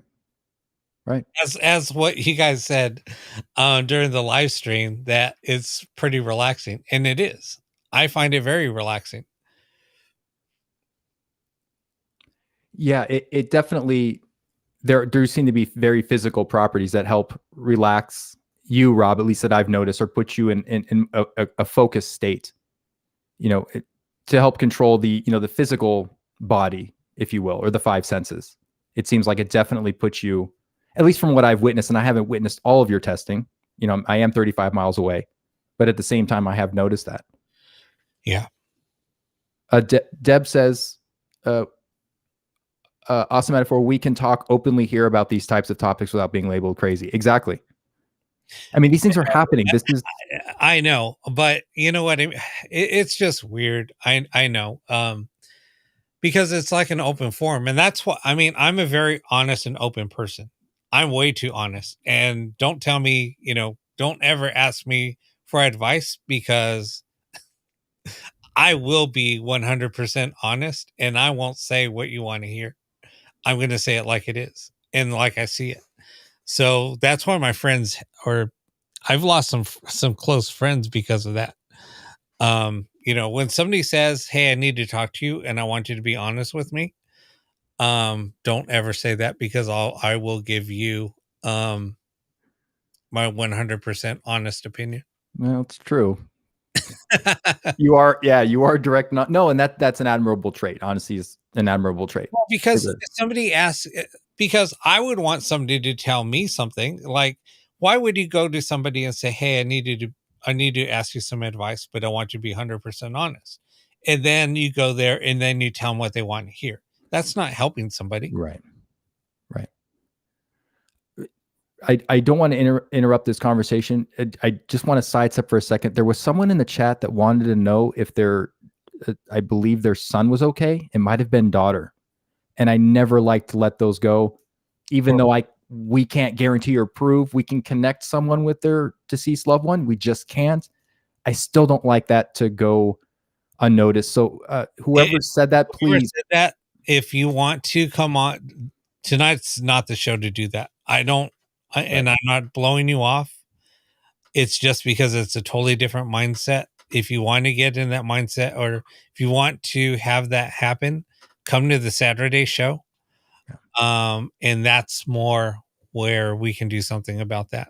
I can't guarantee anything. I can't guarantee of who we're communicating with, but we can try. If there's a place and a time to try, please join us on the Saturday show. We're a tight-knit group. We support each other. It's positive, it's love, it's uplifting. So join us. And again, we can't prove or guarantee anything, but we've had some pretty miraculous situations happen with Sylvia and Stan, and so many other ones that are potentially looking to contact their loved ones. I do believe it is possible. And I believe communication with other entities, our subconscious, I believe it's all possible. But at the same time, again, we can't guarantee it. But join us on the Saturday show. See what happens. If you want to hear something with your ears audibly, then that might be the place it'll happen. Exactly. Ben says, have you had deceased loved ones come through? Does it shock you to the core? Rob, I work with my cousin. She lost her fiance 6 months before they got married to brain cancer. His name was Brian. And for years, probably now going on 5.5 years, we believe we're in direct contact with him. And these are sessions that I've done with her. I have hundreds of hours. We've met hundreds of times. And undeniably, we believe we're in contact with him. We've received phrases, sentences in his voice, his mannerisms. He played the trumpet. He was a musician, a union musician here in Hollywood, and he's played it for us. Everything would seem to be lined up that it's him. I can't prove it, and she knows we can't either, but I can tell you this. When she looks at me crying during a session, and she says, I feel that is him. I feel that is him. Mm-hmm. That's how I know. It's not so much the audio. It's not so much the session. She knows. It vibrates with her. And she looks at me crying. She says, that's him. Maybe that is the confirmation. Yeah. I don't know. Me personally, I have never contacted any of my loved ones. that have passed. Never. Yeah. It's the one time, and it's the one time I have, and I told her, I said, I can't guarantee anything. That's not really how this works. And she said, I still want to try. And we haven't stopped. To this day, we're still doing these sessions. We're still getting the evidence. I don't normally do this, but in this situation for my cousin, she doesn't think I'm crazy. It worked out to where we try this. But I normally do not go looking or searching for someone. Yeah. Here. No, I'm not going to say it. I think anything goes, Rob. Remember, it's funny because I get a lot of messages, especially lately. And I think that I've even asked some questions just to see what the response would be. To these, there's two people that are giving me messages. I've asked them a couple of questions about something, and there's certain things in the field that I don't agree with. And so I've asked about certain things in the field, and they have told me directly it doesn't work. Yes. Don't say it. Don't say it. I'm not going to say it. I'm not going to say, what I asked, but no, it's funny. There was two things that I asked, and they both of them, there was a chuckle, and they said they don't work. Yeah, we don't have anyone. We don't have any lawyers on retainer, so yeah, that's not. So I'm not saying it. But yeah, there's certain things, but it's things that I have said on previous shows before. Right. Well, obviously, I think we all know kind of where you're going with that, right? Kind of. Yeah, it's okay. And no. Let's not. We were having such a good conversation. Let's not go down that path. No, I mean, I'm just saying. I mean, there's certain things that I have asked just because it's like a give and take, right? Right. So I had some questions, and I just said, "Hey, what about this? Does this work?" And there was a chuckle and said, "It doesn't work." You're not talking about what I'm working on, are you? No. Okay, good. You're like, is Josh onto something? They're like, no, don't worry about it. Exactly, Ben.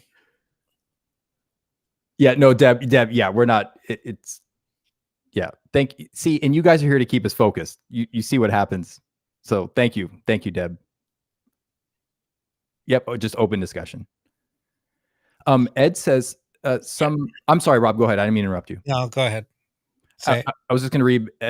You want to say something so bad I can see. Oh my gosh! And you're going to tell me as soon as you click the live button off, you're going to be like, "This is what I wanted to say." Ed says some of the ghost box channels on YouTube suggest that all the spirits we reach are in the dark place or abyss. Edward, we can't prove anything, but I can't tell you how nauseating that is. It's just so nauseating, and we get these messages all the time saying that Rob and I are going to hell and we're going to burn and this is going to happen and then this is going to happen. And I don't get that. I'm very spiritual, but I also rely on the evidence I collect. And over my entire life working with audio, EVP, ITC, I don't have any evidence that they or the communication is all coming from a dark place. I don't get that at all. I mean, do I look like someone who investigates a dark place? Do I look like I've been infested with demons and pitchforks and fire? I mean, look at me. You know what I mean? Like it doesn't make sense. To me, it doesn't make sense. Yeah. I'm getting more, the messages I get are more about love and compassion and cooperation and communication. And, so much of what we talked about tonight, intent, energy, manifestation, those are the things more or less I'm receiving. And when I look at these stations, I just wonder if it's for monetization, for entertainment. Because the serious researchers, me, Rob, all of you, we're not, I mean, are you guys seeing a lot of this dark negative energy? I'm not seeing a lot of it. I know it exists and I know it's out there, But by and large, through ITC sessions, radio-based sessions, I'm not seeing it. I'm just not. Yeah. Now, I mean, I know that there's different types of communication, and this is something that I have been told, that there's lower level communication and then there's higher level communication. All depends on where in the hierarchy Right. So they're going to allow you to communicate. And we talked about that, Rob, and we talked about that.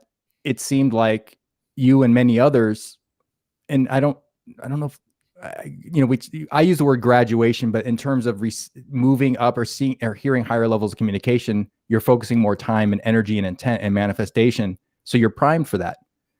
And a lot of people are getting that. A lot of people are reporting, I'm hearing the same thing. I'm hearing this child, or I'm hearing this woman constantly, and people are relating that to the hierarchy of communication, if you will. Again, I don't know how it works. I'm just, we're all open discussion here. And that makes me wonder about, Rob, the projects you're working on, because they feel different. They sound different. The communication is different. There's a lot of, we're here, what's going on? They hear us, do they hear us? We can hear them? It's like this new greeting or awareness is being tested, is being experimented with. Well, and it was just like one of the session that I did the other day. I mean, I got a nickname that nobody knows what my nickname is. Only the person that gave me the nickname and an old best friend. Those are the only two people that know it. And the person that gave me that nickname, I was at home one day and I had to create a new email because my old email was they were terminating that site. So I joined Yahoo at that time. And I said, dude, now I got to create a new name because the old email address I tried to use, it said that the email was already taken. So he's like, oh, here, use Bertman. And so I did. And I still use it to this day. And that was back in 1999 when I created it. Wow. And so I created that. And then, so when I said, how do you know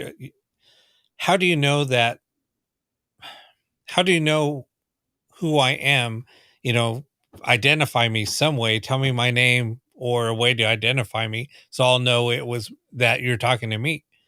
And then the name, all of a sudden, clear as day, Bertman. And I was like, what the? Right. There's nobody that knows that not even my family calls me that. So there's only two people in this world that ever called me that. And I'm like, and nobody to this, I think Josh barely found out my name when he asked me for my email address. Well, it's like, I'll just say the first three. I won't get. It's like B3. It's not even spelled Bertman. It's like you use numbers. I use numbers as letters because that's at that time that was a big thing to do. Like Dead Mouse or something, like Dead Mouse 5, or they use the 5 as the S or something like that, right? It's like that was back in old computer. I'm not going to say what we did on computers, but back in that day, that's how you spelled, your handle. You always use numbers as a number as a letter. Right. Just we're old, Rob. Off. So yeah, so that's how I did it. And when I gave that to you, you're like, holy crap. And then when I told you that story, you're like, are you serious? Yeah. And it was as clear as a bell in the communication. And that's why when you said, did you hear that? I was like, yeah, I heard Bertman. Like what? Like they said my name. I'm like, no, they didn't. I didn't hear Rob Hernandez. And I was just like, oh God, like now I got to deal with Rob. He's going crazy and we're trying to run a show. I mean, I was fearing the worst. And then you explain the situation. And then you showed me that email because I don't think I've ever emailed you. No. And then I saw the email and I'm like, wow, they're really letting you know, they're going to call you by name, but they're going to do it in a way to really take a lot of the false positive potential out of it. And that was really incredible. Listen, everyone in the chat, I do understand. And Carl, I don't mean to disrespect anyone that has stumbled upon's the wrong word, but has experienced negative or dark energy, I do understand it exists. Yin and yang. There is, darkness to light, positivity, negativity. I understand there's a balance. And I don't want to say it doesn't exist and people are creating these things. I do understand that. Just very particularly for me, I don't work with it. I don't want to work with it. I want it to stay, as they say, positive, high vibration. I want to, I'm looking for cooperation, communication, love, everything like that. But I do believe it exists. Just because I don't experience it doesn't mean it doesn't exist. I mean, I've been physically attacked. Yes, you have. By something, and did it scare me off? No. It just told me you're stepping out of line, and it put me in my place, and that was that. It grabbed me by my bicep and put so much force that it took me down to one knee and geez. basically told me knock it off and say don't mess with me, and then it released me, and that was that. It left a good bruise on my arm and just said don't mess with me. Wow. So you did have, I didn't mean to interrupt you. You had a bruise on your arm from that? Yeah. Oh my gosh. I mean, just to think of that. I had, a hand mark, right. and a bruise where put his hands on me and put me down on one knee and said, knock it off. And I was like, I'm good. Wow. I mean, just thinking about the science behind that is mind boggling. Yeah, but it released me right after. I mean, it just basically told me, don't step out of line. You're in my place right now. And I said, I'm good. We got an understanding, and let go. Right. Yeah, we have an understanding. Right. And then it comes down to some type of mutual respect. Yep. And that's what I said, yeah. at the beginning of the show. It's, you show mutual respect. And, when I went in there and I first went down to the area, I said, I don't come, I'm not going to, I come in peace. I'm here to just check out the location. Once I said that, it let me there. It let me stay there. But then once I started stepping out of bounds, after I already made that pact with whoever I was there, I was stepping over that boundary. I was disrespecting him. He showed me this. Nope, you're in my place. You're disrespecting me. Right. And I stepped over the boundaries, and he put me back into my place. Right. Wow. Jeez. I mean, that's incredible. I mean, and obviously that show of force, you obviously did the right thing for your own health, because if that entity could do that to your arm and bring you to your knees just like that, what else could it do? That was the warning shot. And, and you heeded it properly. You're a professional investigator. You're smart. So you said, you know what? That's the boundary. I'm not going to cross that, because that was painful. I said, you know what? I'm out of here. And I left, just to show that I meant what I said, and I wouldn't go back in the building. Right. Wow. I know that you've been physically attacked, but I didn't realize it brought you to your knees. I mean, I didn't know the whole story like that. And that's incredible. And Petey says he was touched in the back of the neck, and he asked, who was it? And someone responded, I did it. And Carl, I do understand what you mean by you don't believe that they're evil. And I didn't mean to infer that, that was kind of a loose terminology, that what you experienced was evil. And I do realize you still communicate, but you take precaution. And that's very smart with anything. I think you always need to be safe and precautious no matter what you're doing. Anything in life, really, and especially in ITC, especially when we're dealing with something we can't prove or we still don't have definitive answers about. I mean, that's just a smart way to approach it. Yeah. Okay, Ben's got a situation where he doesn't know if he can point the finger at his ghost box for creating the situations in his home, because there's already been previous energy or past paranormal experiences there. Well, what you have to do is, now that you're in that place, you now have to set the boundaries. Right. And I mean, it's never too late to set the boundaries. And you have to, when you set those boundaries, you have to have that intent Right. You have to be forceful, not disrespectful, Right. but forceful in doing so, with the respect and intent in mind. And you have to show that you mean it and you're not going to back away from it. Right. Once you start showing fear, it's done. There's no going back. It's done. That is a good. That's a good point. You can never show fear. The person that is always attacked or that's going to be picked on, they're like bullies. Right. If you show fear, they're going to take advantage of that. Right. And they're going to prey on that. Yeah.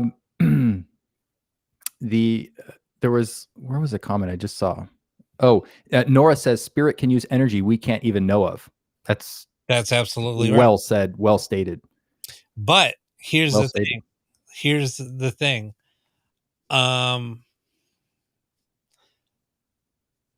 Even though there might show, I love these comments. Thank you guys so much. This is incredible. so when there's poltergeist activity is normally caused by somebody living in that location or in the home, or they're in that location and they're causing they're causing the poltergeist activity. Usually poltergeist activity is caused by a young female. And I've experienced that. Where this young girl her grandfather just passed and she was very close to him. She was just going through, change.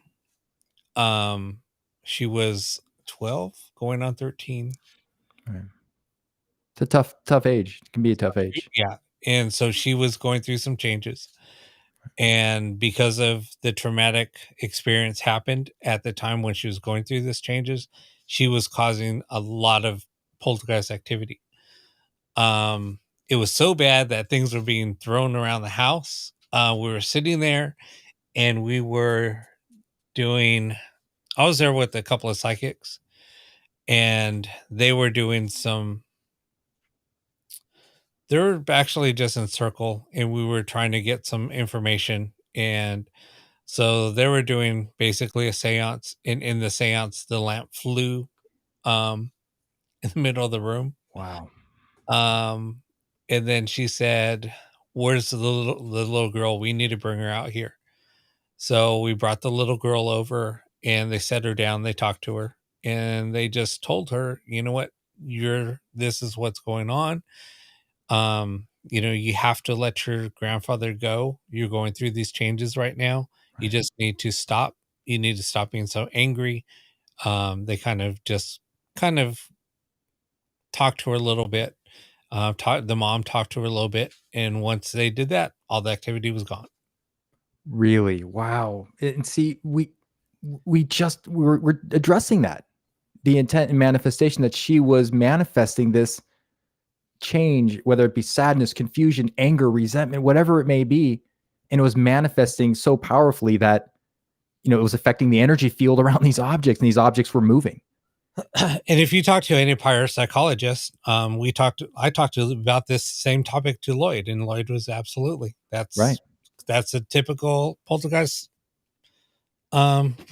case right there. Right.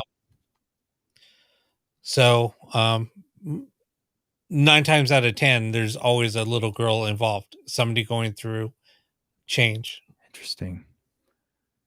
Wow. That's incredible. The comments, Rob, I wish, we can't keep everyone for 6 hours, but we're so lucky, Rob, to have these comments, and everyone, look at these meaningful comments, and everyone has such good points here. It's going to be hard to address every single one of them right now. Carl has mentioned that maybe he thought that the radio waves were a carrier for them to move around in. Could they be moving around in the EM spectrum of the radio frequency? It's very possible, Carl. That's an excellent point. In fact, I don't think I've thought of that. I'm not saying that I should have. I just mean, of all the times we've brainstormed over how many years, and think, oh my gosh, could they be using the radio waves as a carrier for them to move around? It's an excellent point. Here's another thing on the opposite spectrum. With the light spectrum, Oh, yes.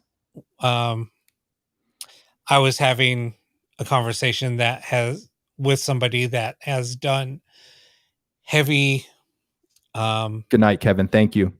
who has done heavy research in the full spectrum. And he has a theory that IR spirits cannot stand IR and they're afraid of IR because it creates almost like sunburn to them. Same thing with ultraviolet frequency. Um, he said if you ever break out ultraviolet lights in a location, I can guarantee you'll have no activity that night. I tried it. I was having a lot of activity in my home, not this home, another home, to where I was being, I was suffering from oppression, because of a location that I was investigating. So I went out and I ordered a bunch of UV lights. I put them all over the house. Um, I had no activity. Um, and it was funny because my dog would always go over to this one bathroom, and it was every night almost on cue. She would always go over there and she'd just start wagging her tail, and she'd like start like wanting to play with something that wasn't there. Oh, So we said, okay, so if Lily doesn't do that, let's see how many nights we're going to leave these UV lights on. As long as I have those lights on, nothing happened. As soon as I turned them off, the next day she would go play with that. So I did that. I tried it for like a week. right. I Christina. turned them all off. She started doing that again. I turned them. So as she was doing that, I turned them on, and she just like where did it go? She was like looking around for it. Wow, Rob. It was just like that on the dime. Wow.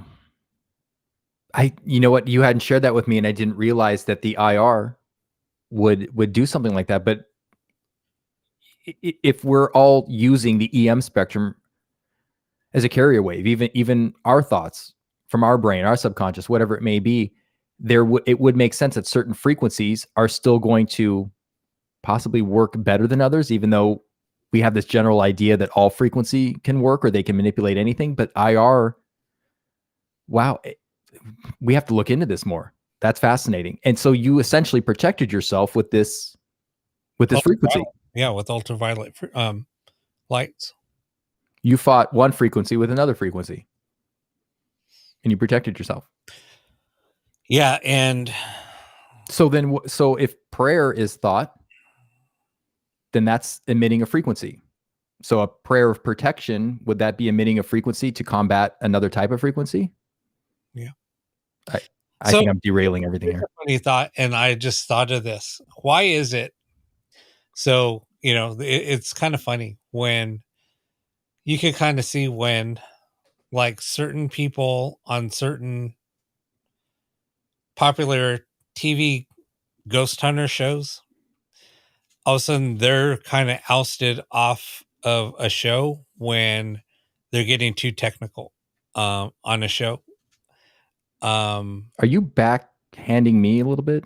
No. I'm just saying in general.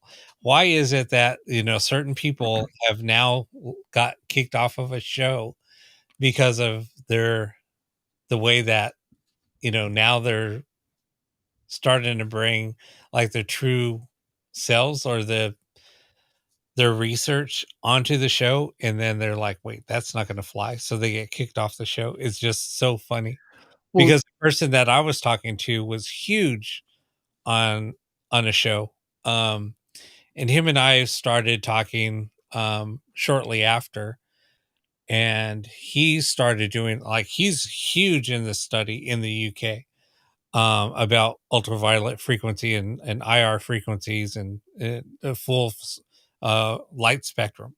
I mean, he's done a lot of research. and he's even working with scientists on ultraviolet, or the full uh, vision spectrum. And Carl. once he started talking about that and said, "No, we can't use IR lights, we can't use UV Right. lights." What's the biggest selling point for a ghost show is IR lights. Right. Um, yeah, so it was funny, and then shortly after that, I stopped using IR. Um, and that's when I said, "Dude, I don't even like investigating in the dark." And he said, "No, why should you?" He said, "It's only for TV." And I said, "No, exactly." He said, "Have you ever caught anything in the dark?" And I said, "No, I've seen shadow people." But he said, "Yeah, but you don't need IR lights for that." And I started laughing. He said, "That's true." Right. And, so he said, "Have you ever seen anything captured, that's been legit in IR?" And I said, "No, never." And he said, "And you never will, because this is why." And he had a lot of Wow. research stating that behind him. Supporting that. Yeah, it's supporting all of that. So, yeah, it's crazy. Well, then if you take me investigating, I'm just going to attach myself with portable battery packs and IR lights everywhere. So when I go into one of those locations again, like you took me to a Garden Grove, I'm set. Nothing's going to bother me. I got IR lights. I didn't know that. That's fascinating. Yeah. Nora wants to know if I've ever experienced or felt a spirit. That's a weird question, because as long as I've been doing this, you think I would have more interaction. And I talk about this with Rob. I've had probably, I can count on one hand. I've had some very meaningful experiences where I believe I have felt spirit and I can remember them. I can recall them. I'm not going to bore you with them now, but for whatever reason, I just hear them. Audio is my thing. I'm an audio engineer. I've always been involved with audio. So I really hear them with my sessions and my boxes and things like that. But I can't say that I've had as many occurrent experiences as many of all of our friends in the audience, or even Rob. It's really weird, because I'm heavily involved with ITC research and experimenting and now building. I can probably count on one hand how many times I've actually been convinced down to my core that I have witnessed spirit or experienced it firsthand, in terms of felt something very powerful. Yeah. Weird. Perlin experience, or noise experiment. I was talking to Josh about this. I played with that years ago. Yeah, that was years ago. Probably about at least 4 or 5 years ago. With the I was trying to catch up with the comments. Oh, with the Perlin? Oh, right. And in fact, the gentleman coded it, correct? Or it's a special type of visual noise. Mhm. And I was talking about it with Ben. It's fascinating. I'll as I'm going to sleep at night, I'll put on the Paranormal cast, the Paranormal live stream, and I love it. You got Faces and Sound by Keith. You have the audio. I love the Rod of a Diode. I really hear a lot from that. And the Perlin noise. The Perlin noise. There are some images that have come through there that are mind blowing, are absolutely mind blowing, and it's a fascinating stream. Check out Paranormal. Very fascinating. Yeah. I used to have that program also, and Hmm. like I was telling Josh, I can't find it. I know I lost one of my hard drives, and I think it was on that. Oh, okay. But I had that program about 5 or 6 years ago. Now, I think you can go to the website Keith has on Paranormal. It's like It's ITC. not there. Yeah, it's not Oh, there. it's not. Oh, okay. Yeah, Okay. it's the he took down that file. I even asked him if I could get a backup, and he said, "No, Rob, he only backs, he has like 6 months support." So, Well, anyway, he's got like, yeah. so I went back and asked him if I could get a copy, and he told me no. He's got a lot of streams going on, but yes, definitely. And I'm sure I'm preaching to the choir, but if you don't know about Paranormal, they have a live stream on YouTube. You can check out their website, and Keith has some awesome live streaming experiments going on. And now they're running the reverse engineered Spiricom, which I checked out, which is really cool. But I really love the Rod of a Diode. I Carl, love if the way you it have sounds. it, send it to me. Um, yeah, just send me a link, and send me a Dropbox link, uh, or a Google Drive link, and I'll download it. That'd be awesome. Yeah. Ed says frequency is not meaningfulness. And I'm guessing, Ed, by when you say that, are you meaning that frequency is the carrier and the energy and love that's being carried is what's meaningful? I just want to make sure I'm understanding your comment correctly. But that that comment is interesting. Okay, so they're talking about the Berlin noise. Yeah, definitely. And that's what we want to do is, we're obviously a tight-knit community, but we want to support people like Keith and Paranormal because, his intent and energy is definitely on cooperation, communication. He's been doing this a long time, and they've got a great live stream, and there's some great thought experiments he encourages through those live streams. So definitely check that out. Nora says, I've seen shadow people myself, usually see them before something bad happens. Last time I did was a Sandy Hook shooting. That's crazy. Wow, Nora. That's powerful. I did have one experience at a studio I worked with. There was another engineer that said there's shadow people here, and it had been months since I'd worked there, and I actually did see a shadow figure there. It definitely saw one, but it just doesn't happen. Visuals don't occur a lot for me. It all comes through audibly. Yeah, Sylvia, check out Paranormal. And they're all, listen, we're all working with frequency and noise, and that's what Keith is working with. So it's you can get a different feel of, there's different programs being run, but we're all essentially trying to accomplish the same thing. Yeah, Deb, sub to Paranormal. And again, it's all free. Remember, this is free. The intent here is, the free knowledge. We're helping each other. We're moving forward together. There's no monetization. There's no money. There's no paying anything. And that's what Keith's, mission statement is this is like water or food or oxygen or air. These live streams are for you. And he puts a lot of time and effort into it. So definitely support that. Yeah, Christina, excellent point. Excellent point. Not going to repeat it, but excellent point. Yeah, Ben says, I see them in my extreme peripherals at times. Ben, that is interesting. A lot of people have reported that. Yeah, Julie, I guess everyone knows, but I'm not going to say it. Oh my gosh. All right, guys, I think we're going to have to call it. I'm getting tired. And again, thank you. And my throat is hurting. Yeah, Rob, I'll close this out, Rob. Rob and I want to thank you so very much for joining us every Wednesday, joining us Saturday. And you're not supporting Rob and I. You're supporting yourself. We're all supporting each other because we're all on this journey together. So we thank you so much. We can't thank you enough. Rob and I talk about everyone, all of you guys, our friends on the show, and your experiences and how we've learned so much from you. So just thank you for being open, honest, and we'll keep this going. As long as you guys want these shows, we'll keep going. Yep, exactly. All right, guys. Well, thanks for watching, and tune in on Saturday night at 11:45. And I don't know, maybe I'll do some more experiments this week. I don't know. I've already done a few, so I might just have to back off for a little while. No, I think we'll keep going, and you're good. No, I'll start them up next week, or maybe Sunday, but maybe we'll run one in an hour. Who knows? All right. Thanks, guys, for watching. Thank you all. Be well.